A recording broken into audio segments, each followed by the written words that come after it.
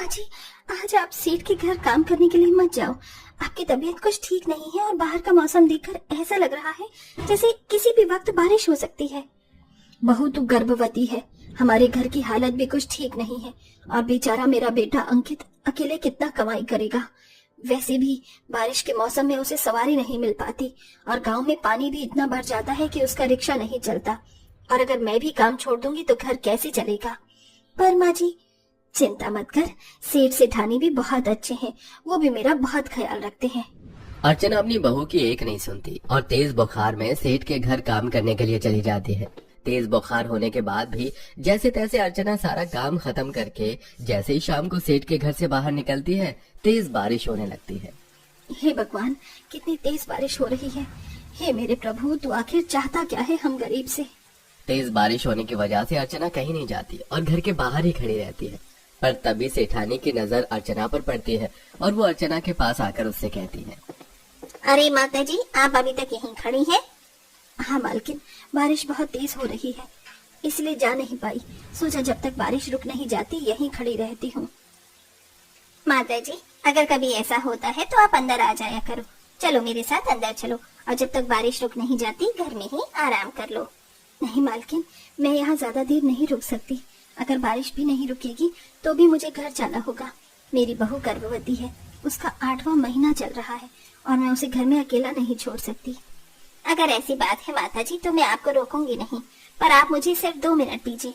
मैं आपके लिए अभी छाता लेकर आती हूँ, आप छाते को लेकर आराम से घर चले जाना।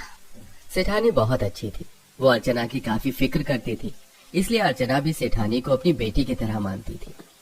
अब सेठानी अर्चना को छाता देती है और अर्चना छाता लेकर अपने घर जाती है, जहाँ वो देखती है कि उसके घर में पानी भर गया है। मुझे लगा ही था इतनी तेज बारिश हो रही है, जरूर घर में पानी भर गया होगा। बहू, तुझे घर से पानी निकालने की जरूरत नहीं है, ये काम मैं कर लूंगी। पर माँ जी, आपकी तबीयत खराब है, आप तपती बुखार में सेठानी के घर गई और वहाँ काम करके बारिश में भीगती हुई आई हैं। मैं अब आपको और काम नहीं करने दूंगी। अरे बहू, तुझे किसने कहा कि मैं बारिश में भीगती हुई आई हूँ? ये देख छाता, सेठानी ने ये मुझे छाता दे दिया था। मैं बिल्कुल ठीक हूँ, अब मेरा बुखार भी कम है, अब मैं सारे काम कर लूंगी, तू बस आराम कर। इतना बोलकर अर्चना घर में से पानी निकालने लगती है और तभी उसे अचानक से चक्कर आ जाते हैं और जैसे ही अर्चना बेहोश होकर जमीन पर गिरने लगती है, समय रहते ही वहाँ अंकित आ जाता है और अपनी माँ को पकड़ लेता है। माँ, क्या हुआ तुम्हें? अरे तुम ठीक तो हो माँ? माँ होश में आओ। दीपा, गिलास में पानी लेकर आओ, माँ बेहोश हो गई है। हाँ, मैं अभी लेकर आती हूँ। अब जल्दी से दीपा गिलास में पानी लेकर आती है और अंकित अपनी माँ के मुंह पर पानी के कुछ छींटे मारता है। कुछ देर बाद अर्चना होश में आ जाती है, जिसके बाद दीपा अंकित से कहती है, अंकित जी, कुछ दिनों से माँ जी की तबीयत ठीक नहीं है। मैं कब से माँ जी को कह रही हूँ कि ये दवाई लेकर आ जाए, पर वो मेरी सुनते ही नहीं है।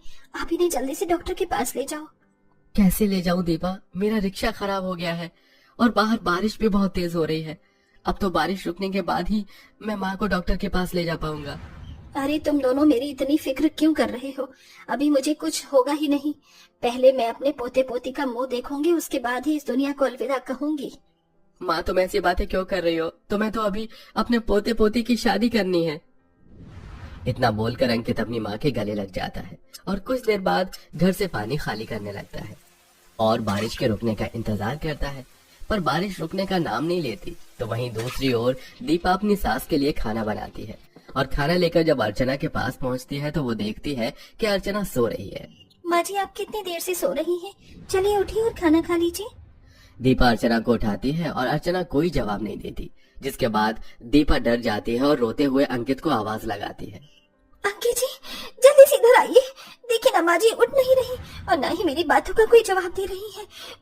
मुझे बहुत डर लग रहा है। ये तुम क्या कह रही हो? माँ, उठो, खाना खा लो। तुमने तो कहा था कि तुम हमें छोड़कर नहीं जाओगी। माँ जी उठिए ना, हमें बहुत डर लग रहा है। ऐसा मजाक मत करो, आप जानती है ना मुझे ऐसे मजाक से डर लगता है। अंकित और दीपा बार बार अर्चना को उठाते हैं, पर वो नहीं उठती, क्योंकि वो अपने बच्चों को इस बरसात में अकेला छोड़कर जा चुकी थी। अब अंकित और दीपा पूरी तरह से टूट जाते हैं और धीरे धीरे घर का पानी भी बढ़ने लगता है, पर वो दोनों पानी में बैठकर अपनी माँ की लाश के पास बैठे होते हैं और बारिश के रुकने का इंतजार करते हैं। पता नहीं भगवान, हम गरीबों पर ही क्यों इतना कहर बरसाता है। पता नहीं ये बारिश रुकने का नाम क्यों नहीं ले रही। अगर बारिश नहीं रुकेगी तो मैं माँ का अंतिम संस्कार कैसे करूँगा।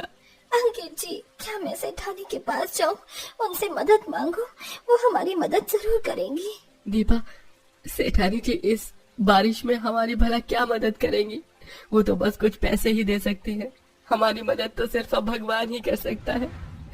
अंकित और दीपा बारिश के रुकने का इंतजार करते हैं और जैसे ही बारिश रुकती है अंकित गांव वालों से मदद लेकर बड़ी मुश्किल से अर्चना का अंतिम संस्कार करता है। अब अंतिम संस्कार करके जब अंकित घर आता है तो वो देखता है कि तेज आंधी तूफान आने की वजह से उसके घर की छत उड़ गई है और दीपा बाहर बारिश में छाता लेकर खड़ी है। दीपा, तुम ठीक तो हो? हाँ अंकित जी, मैं बिल्कुल ठीक हूँ, पर देखिए ना, हमारे घर की छत उड़ गई। अब हम कहाँ रहेंगे? दीपा, जब तक बारिश नहीं रुक जाती और हमें नया घर नहीं मिल जाता हम हमारे ऑटो रिक्शा में रहेंगे। इतना बोलकर अंकित दीपा को रिक्शा में बिठा देता है, पर कुछ ही देर बाद दीपा को डिलीवरी पेन होने लगता है। अंकित जी, मुझे बहुत दर्द हो रहा है। क्या?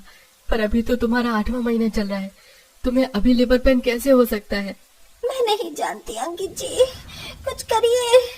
तेज बारिश हो रही थी और अंकित का रिक्शा भी खराब था और अभी कुछ देर पहले ही अंकित अपनी माँ का अंतिम संस्कार करके आया था। एक साथ अंकित के सिर पर दुखों का पहाड़ टूट जाता है और उसे कुछ समझ नहीं आता कि वो क्या करे। हे भगवान, अब मैं क्या करूं? किससे मदद मांगू? मेरा तो रिक्शा भी खराब है, मैं दीपा को हॉस्पिटल कैसे लेकर जाऊं?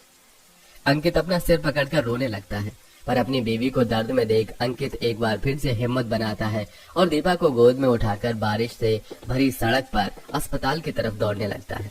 पर तभी उसके सामने एक गाड़ी आकर रुकती है और उसमें से सेठ सेठानी निकलते हैं। अंकित, तुम इतनी बारिश में भीगती हुई दीपा को कहाँ लेकर जा रही हो? हमें बताओ अंकित, क्या हुआ? हम तुम्हारी मदद करेंगे। हमें अभी अभी पता चला कि तुम्हारी माँ भी गुजर गई है। मैं अभी कुछ नहीं बता सकता। मैं बस ये बता सकता हूँ कि मुझे दीपा को कैसे भी करके अस्पताल ले जाना होगा। मैं अपनी माँ को खो चुका हूँ और मैं अपनी बीवी बच्चे को नहीं खोना चाहता। प्लीज मेरी मदद करो। तुम फिक्र मत करो, तुम्हारे बीवी बच्चे को कुछ नहीं होगा। तुम जल्दी से हमारे साथ कार में बैठो, हम अभी दीपा को अस्पताल लेकर चलते हैं।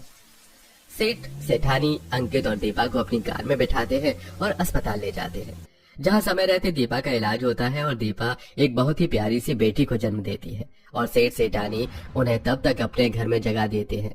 और बहुत जल्द अंकित सेठ सेठानी की मदद से अपने घर की मरम्मत करवाकर अपने बीवी बच्चों के साथ अपने घर आ जाता है। बारिश बंद हो गई, हमारे घर की मरम्मत भी हो गई। ये सब कुछ सेठ सेठानी की वजह से हुआ है। वो लोग बहुत अच्छे हैं। काश की माँ जी भी हमारे साथ होती तो वो अपनी पोती को देखकर कितनी खुश होती। क्या पता मेरी माँ ने मेरी बेटी का रूप लिया हो, इसलिए मैं अपनी बेटी का नाम अर्चना रखूंगा, क्योंकि सेठ सेठानी ने हमारे बुरे वक्त में सबसे ज्यादा मदद करी है, इसलिए अब से मैं उन्हीं के लिए काम करूंगा। इस तरह काले बादल खत्म होने के साथ साथ अंकित और दीपा की जिंदगी के सारे दुख भी खत्म हो जाते हैं, पर इस बारिश के कहर की वजह से वो अपनी माँ को खो देते हैं।